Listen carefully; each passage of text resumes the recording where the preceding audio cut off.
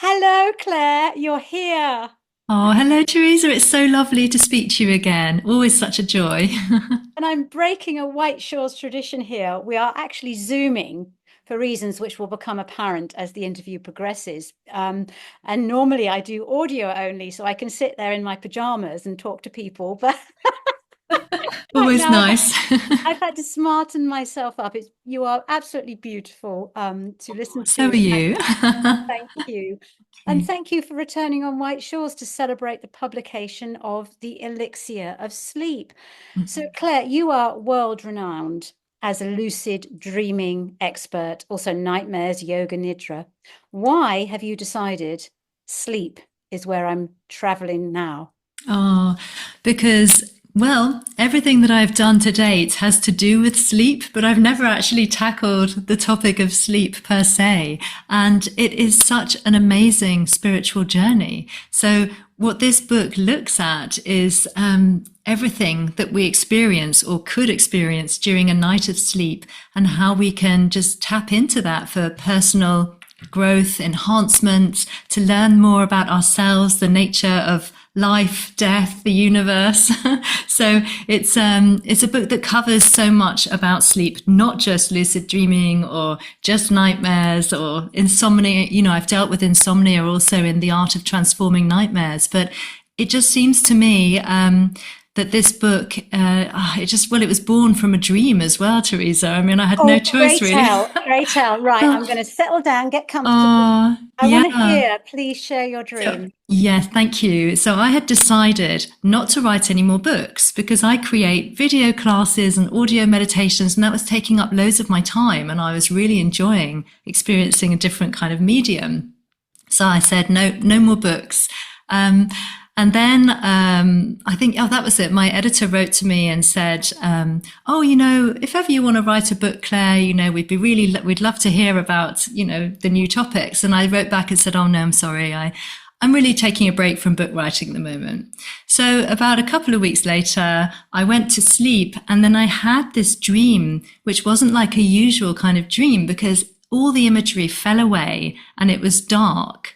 And then in the darkness, there was this light that came and it was this illuminated manuscript. And I was like, what is this? Just sort of hovering in the darkness. And as I looked at this manuscript, I saw there were words on it. And it was as if an invisible editor was coming in and changing and putting things in different places. And so I started to read it and I became more and more lucid as I was reading it. I realized, okay, this is a dream. This is something I have to pay attention to. And I realized that it was the table of contents for a book, a book on sleep. And it put everything laid out, which chapters and practices. And I couldn't take it all in, of course. But I knew what it was about and I was trying to memorize it and realized I had no chance of memorizing the whole thing. And then I woke up really buzzing and really awake. And I thought, no, I'm not going to write that book. No, I've made my decision. I'm going to go back to sleep. But my brain wouldn't let me. It was just going crazy. It was like, like a bee buzzing in my head. So I thought, okay, I'm going to get up, write down whatever it is that I have to write down so that I can go to sleep. And that's it. So I did that. I wrote it all down at my desk, went back to bed. And the next day I came back to my desk and I hadn't looked at what I'd written in the night. I opened my emails and there was another message from my editor saying, anything that comes to mind, just send us something in. And all we need is the table of contents. And I looked down and there was this table of contents. And I was like, oh, this Oh, dream is really, really kind of, synchronizing with my life and telling me you have to do something.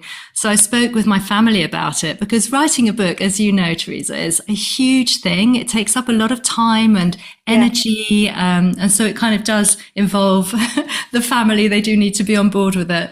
So I told them about it and they said, it looks like you have to do it, Claire. Just do it. And so I thought, well, she won't want it anyway. This is a different kind of book. So I sent in my table of contents.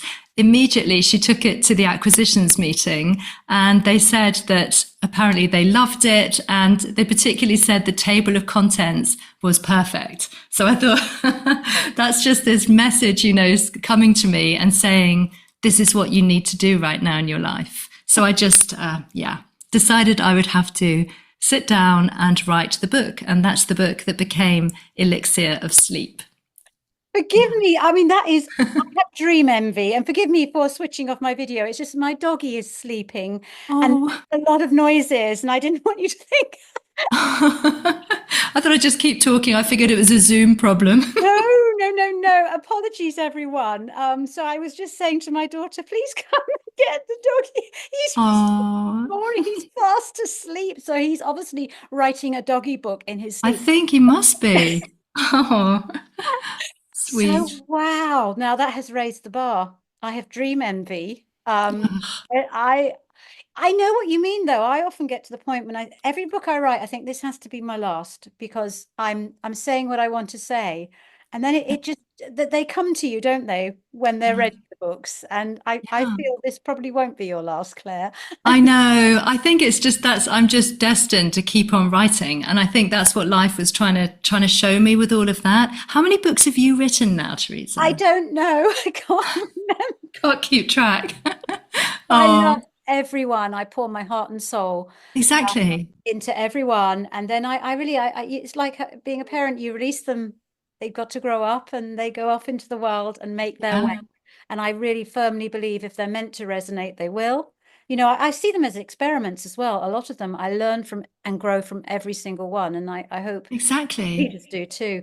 But also, I do remember you saying last time I interviewed that you also write novels in your sleep. Please, could you share that? Because Oh. you've actually written the plot of a novel in your sleep. Can you share what Well, happens there? Do you okay, set the yeah. So intention? what it was, I did a PhD on lucid dreaming as a creative writing tool. And so as part of my PhD, as well as interviewing other writers and artists who drew on lucid dreaming for their creative process, I also wrote a lucid dream inspired novel myself called Breathing in Color. And as well, I mean, there are all sorts of things that I was able to tap into my lucid dreams for to help me with that book. For example, I had a really big kind of writer's block or mental block around one of the characters because I needed her to be really different and have a different way of seeing the world. But every time I tried to write from her perspective, it was just like, it was wooden. It wasn't any different from the other characters. And I was like, what is wrong? You know? So I asked for a lucid dream to help me. You know, we need to shift the energy somehow and make this character come to life. And so then I had a lucid dream where I was lying on the beach, and it was a beautiful sunny day, and I closed my eyes and I put my hand out and touched the sand, and I picked up a whole fistful of sand with my eyes closed.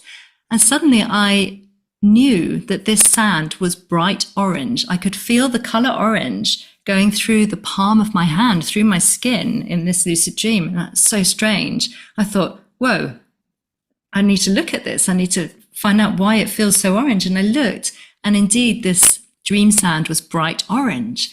So I did other things in that dream, flew off and did all sorts of fun stuff. But when I woke up, I thought, I want to know what that is. What is that when you can feel a color?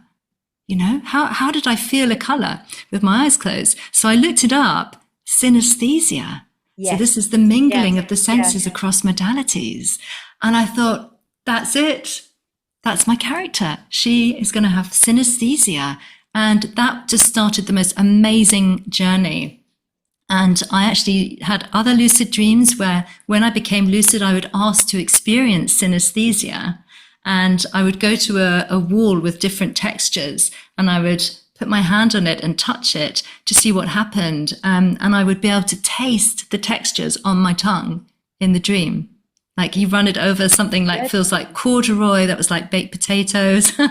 There's a fluffy one that had some sort of other flavor. And I was like, wow, this must be how it feels, you know, to have synesthesia, to have all these intermingling senses. And so I poured that into my writing of my character.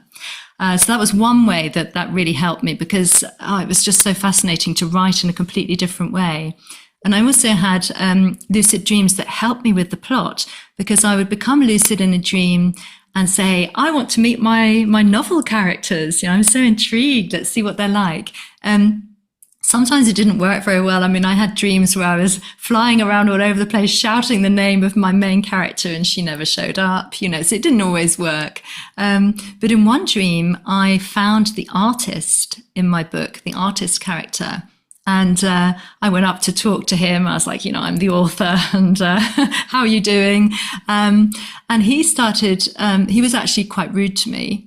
He kind of tried to ignore me, and he seemed kind of annoyed with me. And I was like, well, what's wrong with you? What's happening? And he was annoyed by the way that I was treating the main character in some way. And I realized that his annoyance came from love, from care, because he was actually falling in love with her. But I hadn't realized that it wasn't supposed to be a love story.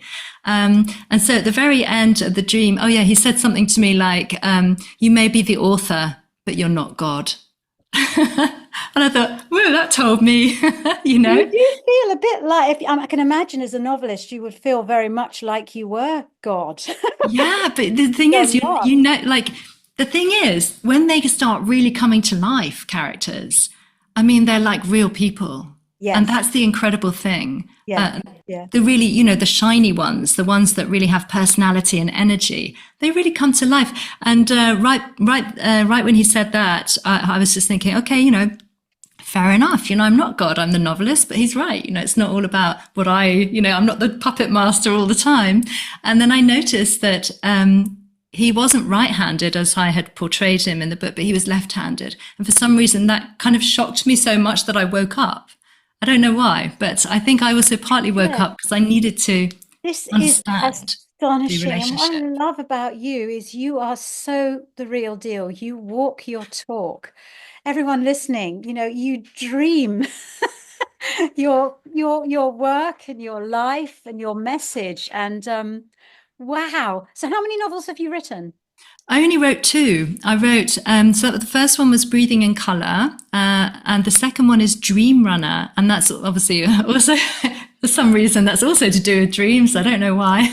But in fact, that one was very interesting because it's about a sleep disturbance called REM sleep behaviour disorder. Mm-hmm. That's when people kind of, they override the natural paralysis we all enter to stop us acting out our dreams. They override it, leap from their beds, and, you know, people have done incredibly dangerous things in that state, jumped out of windows thinking, you know, there's a fire because they're dreaming of a fire. They jump out of the window. Or worse, they might attack someone thinking that it's an intruder. So that was a fascinating thing. And that came to me because I went to a wedding and I sat with someone who I hadn't seen him since we were in primary school together. We must have been about 10 the last time we'd seen each other. And it was a mutual friend who was getting married. And he had this sleep disturbance and he was talking to me about it. And I was just so fascinated because it's like having a window onto someone else's dream life if you see them physically acting out their dream, you know, and it's different from regular sleepwalking because it's very active, happens in REM sleep. And so he told me about all of this and that his relationship with his girlfriend was like really deteriorating because he'd woken up one night and grabbed her by the hair thinking she was an intruder. And that was just, it's terrifying, you know? Yeah, and so he was saying he was going to sleep laboratories. He was going to try and get it fixed, but he felt really desperate about it. So that really stayed in my mind. And I started dreaming about that as well. Yeah. Oh. Goodness. And thank you for bringing the interview back to sleep, because I suddenly remembered we are talking about your latest book, The Elixir of Sleep. But trouble is, whenever I talk to you about dreams, I mean, we could talk forever, couldn't we? Because we could. I know. I love that. And your novels as well. But to go back to your latest book, The Elixir of Sleep, can you just talk us through what readers can expect, obviously without giving too much away? Oh, sure. Yeah. So the book is an extremely practical book, like all of my books. I think there are 64 different practices. And it has... Sorry, didn't you do 64 before with Transform, one of your books? Yeah, one of them had 65. That was The Art of Lucid Dreaming. That's got 65. I don't know how many the complete book of lucid dreaming has. I just don't know. But they usually tend to have around 60. I don't know why. It just seems to... I'm never satisfied until I've got that many practices out of me, I guess. But so it has programs for restful sleep, but it also works on, well, it's all about our relationship to sleep and how to improve it. And how to turn sleep into a spiritual practice as well, if we want to, how to go deep, how to explore and understand all of these different, incredibly curious states of awareness we go through during one night of sleep. So it's a journey. But I talk in there about dreams, how to improve your dream recall, dream incubation. There are simple Dreamwork techniques. So that's in one kind of area or chapter. But it also has a sleep quiz, a really, really comprehensive sleep quiz, which asks all sorts of questions so that people can go through the quiz and just going through it, answering the questions, you get such a deep insight into the kind of sleeper you are. Because that's one of the main questions of the book, like, who are you when you sleep? What are you doing in this third of your life? Let's bring more attention to it. Let's shine our awareness on it. Let's experience this as a journey, because it's not just dead time. Some people think it's 8 hours of dead time. Oh, I slept like a log. Whoa, that's fair enough. But there's so much more to sleep than that. It can revitalize us on every level of our being.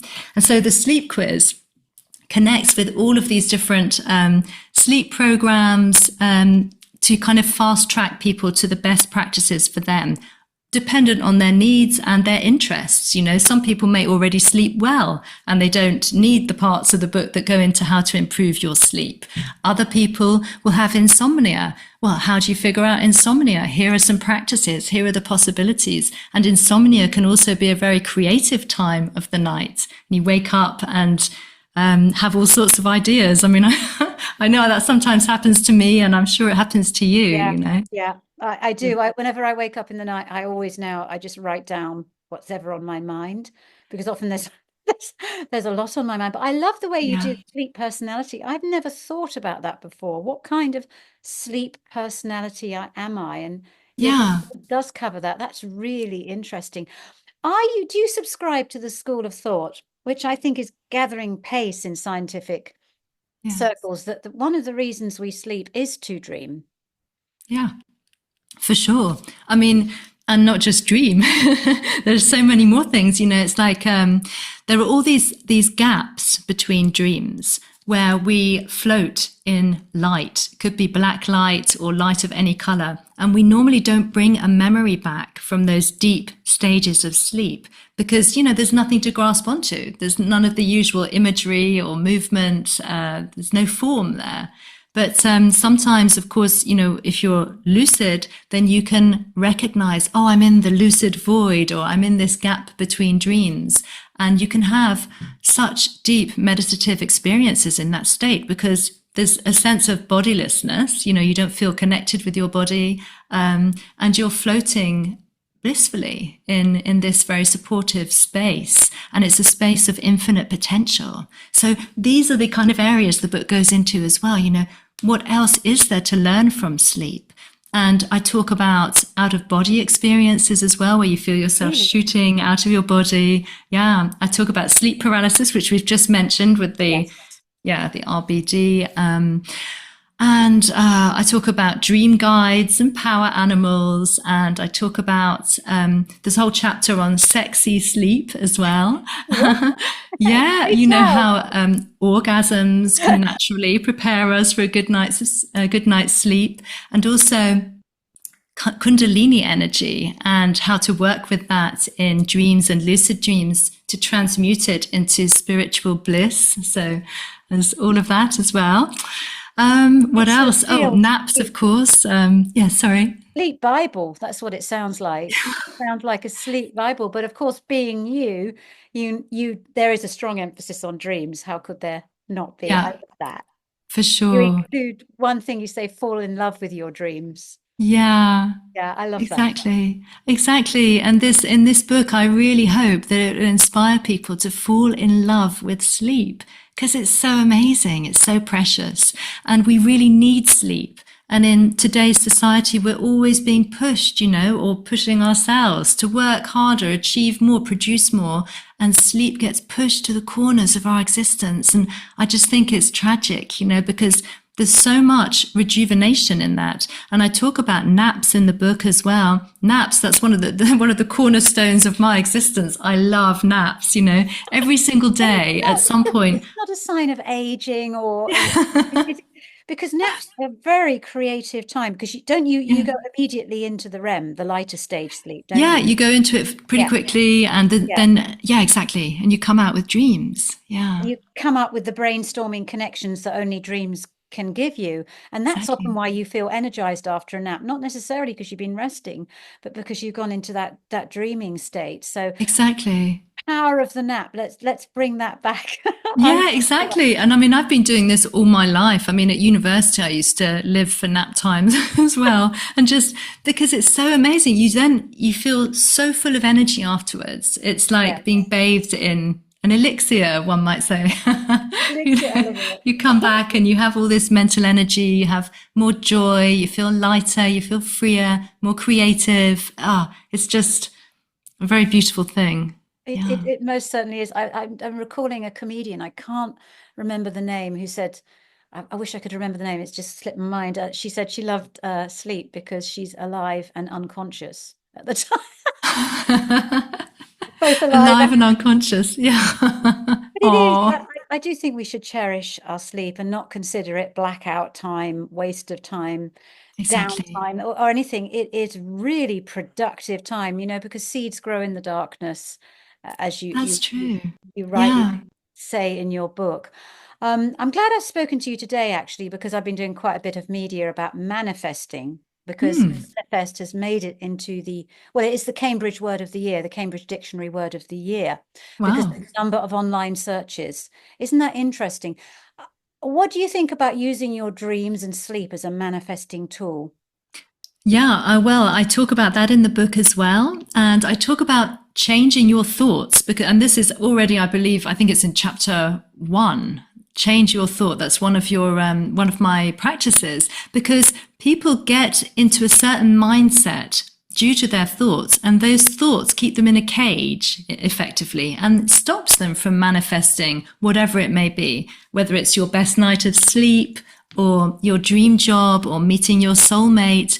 We become trapped by our habitual thoughts and expectations about life. And so there's a practice in the book that just teaches people or reminds people how to make the switch so that we're actually thinking in a more expansive way. We're allowing for wonderful possibilities to enter our world, because thoughts do create reality.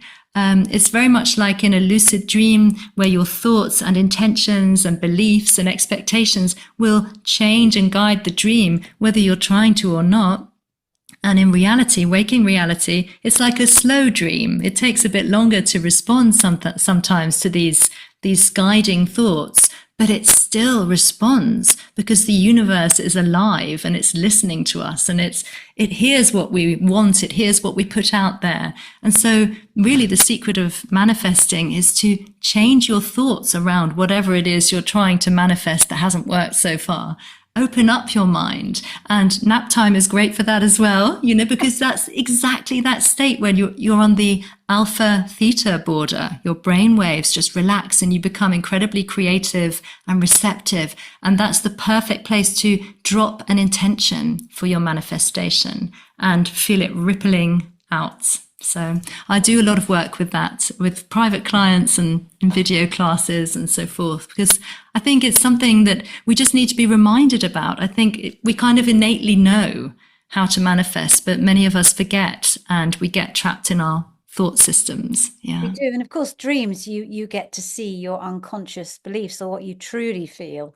Maybe in Yeah. your waking life, you're not going there, you're repressing or denying it. Right. You get Yeah, up close and exactly. personal with the truth and what might be blocking you or holding you back. It really is a wonderful opportunity to see what you need to work on, what you need to re-script in your unconscious to. Exactly. And do you talk about that in your new book that's coming up? Oh, it's The not, it's a sort of an old new book because it's come out in the oh, UK, but it's coming out in the US. So yes, right, it's I the do. US version. Yeah. Yeah, yeah, yes, I do. Yes, I do. Wow. but it's more about, and I believe you've written about this as well with your dream therapy book. It's more about using dreams to, heal you from the inside out. Exactly. Wow. That's what it is. But enough about my book. I want to talk about your amazing, amazing work. I'm also conscious of listeners of White Shores, and I love to give them something practical to take away from an interview. I know that they know and love you because your episodes are so heavily downloaded. Thank you, Claire. Oh, thank you. Super popular guest, and for good reason. Your eloquence about sleep and dreams and your knowledge is incredible. Is there a couple of practical tips that you intuitively feel listeners of White Shores need to hear now to get a better night's sleep tonight and hopefully wake up with wonderful dreams? Yeah, so I think the first thing to remember is that no matter what your current relationship with sleep is, you can change it. You can change it. So just know that, because some people get stuck in a cycle of feeling like, oh no, my sleep's so terrible, my life's, going down the drain because I'm so exhausted and yet I'm not sleeping. So it is possible to change your relationship with sleep. And if you want to sleep better from tonight, then the best thing to do is follow just a few simple steps. So, for example, try not to eat a massive meal right before you go to bed. Try to avoid stimulants like alcohol, cigarettes, coffee, all of that. People say that really the last coffee of the day should be around 2 or 3 p.m., which I know is hard for people, and that you don't have to make that change straight away, certainly not, but just be aware of the effect that caffeine has on sleep. Because it can actually, even if we think we've slept the whole night, it can actually lead to less deep recuperative sleep, because it has this kind of half-life and pops up and gets in the way. So yes, try to be careful about that. And also, if you dim the lights for about half an hour or so before you go to bed, that triggers the release of melatonin in the brain. That's the sleep hormone. So it's really good to do that. Avoid your screens in that last half hour as well, if you can. Put your mobile out of the bedroom. And just really relax before you go to sleep. You could do a very simple, very beautiful meditation, which is just you lie down in bed with your eyes closed and the light out, and you just visualize a beautiful night's sleep while you breathe slowly and gently and just relax and release any thoughts and concerns. And just say to yourself, like you can have like a little sleep mantra, something like, I embrace blissful sleep. And you can use that mantra for anything. As we were talking about manifestation, if some people are having problems with dream recall, they might want their mantra to be, I sleep blissfully and wake up with dreams in my head, something like that. So you can adapt it. And just, well, there's so many tips. My goodness. Yeah. There's so many more tips than that, but that's probably enough for tonight. But of course, a big tip as well, I found what makes me sleepy and actually gets me in the right frame is to read fiction, typically. Yeah. Of course, your sleep book would be a great good night read, wouldn't it?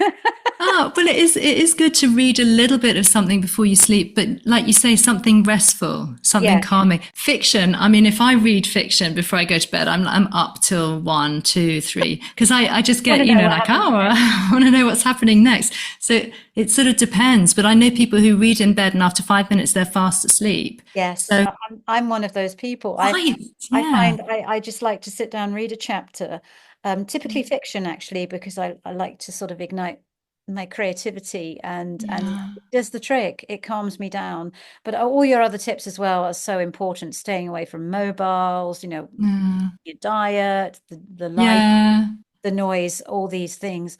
And you are one of the world's leading expert in lucid dreaming. I have to ask you about that as well, because I do get a lot of questions about it. Okay. A tip for someone who's just eager to dip their toe into this, who lucid dreaming is something that they are aware of, but not yet maybe experienced. Well, they probably experienced as a child, but not recently. Is there just one tip that you could give White Shores listeners for maybe Yes. tonight's the night it might happen? Tonight's the night. Yeah. I mean, what I would say is, Don't bother doing too much at the beginning of the night because you've got to get through the deep sleep in order to have the longer REM periods where you're more likely to have a lucid dream. But the one thing you could do before you sleep is set an intention, as I just mentioned in the previous one. Calm yourself down, empty your mind, drop in that intention. Tonight, I am lucid in my dreams, and then go to sleep without worrying about it anymore.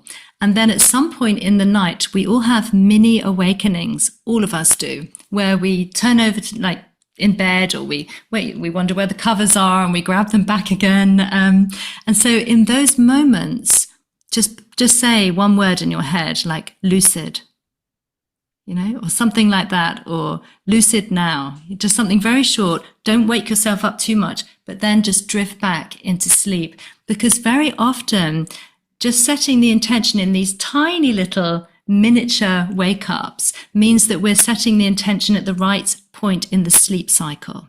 Okay. So we're transitioning from one point in the sleep cycle to the next. And these are great moments to drop in that intention again. So I would try that tonight. And you can also try and have a nap the next day, because again, you're in a lighter state of consciousness. You're closer to waking awareness in nap time. So you can just lie down for 20 or 30 minutes with that intention to have a lucid dream and see what happens. You might be amazed. You may suddenly realize that you are dreaming. Listening to this episode is your lucid trigger. And again, I always make this mistake. I assume when I say lucid dreaming, everybody knows what I'm talking about. It isn't clear, vivid dreams. They're wonderful too. It is knowing you're dreaming when you're dreaming. That's what Claire's talking about. But I guess those tips you gave would also be great if you're struggling with dream recall, isn't it? Is there one Exactly. for someone who's like, I haven't remembered my dreams for a while. What can I do? Yeah. So what I would say with that is, again, set the intention to remember your dreams. And when you wake up, start writing. And you write from the prompt, I feel. Even if you've got no dreams in your head, you think, oh, I've got no idea. Instead of just saying, oh, well, and getting up and getting into waking consciousness again, just take your pen and write without stopping to think, starting from I feel, and see which emotions come up, and see as you go along, as you write, perhaps something will come up like a memory. It could just be a color or a shape, an emotion or a snippet of conversation, and just weave that into your writing, and just see what happens. And just also praise yourself for having done that. Give yourself a pat on the back and say, I wrote in my dream journal today. And even if it's not, a so-called proper dream, it doesn't matter, because you're actually showing your dreaming mind that you are there, ready with your pen to record your dreams, and that you're into this and you're enthusiastic about getting in contact with your unconscious again. So it will work. You just trust the process, and suddenly your dreams will return. That relationship. And you're right, feelings, of course, how you wake up in the morning, you feel different, and it's likely the feeling you wake up has been inspired by a dream. Even if you can't recall that dream, you're still dreaming. But the emotion you wake up with is probably the result of a dream scenario or symbol that you've had. So just writing it down. You're, in a way, when you write down your feelings, you're writing down your daydreams, aren't you? Your inner world. Your inner world is being paid. You're paying attention to it, so you're activating it. You're showering it with your loving care, and that's what the inner world wants. It just wants to be noticed. It wants to be seen by us. It's begging for attention. It really is. It's so tired of having to play second fiddle. It wants to have equal standing, not to dominate, but to have equal standing. And of course, this episode is going to be released as we enter 2025. There's certain traditions around the world. The first dream you have, the first sleep and dream you have in the new year is precognitive for the year ahead. Claire, what do you hope for the world in 2025? I know it's a big question.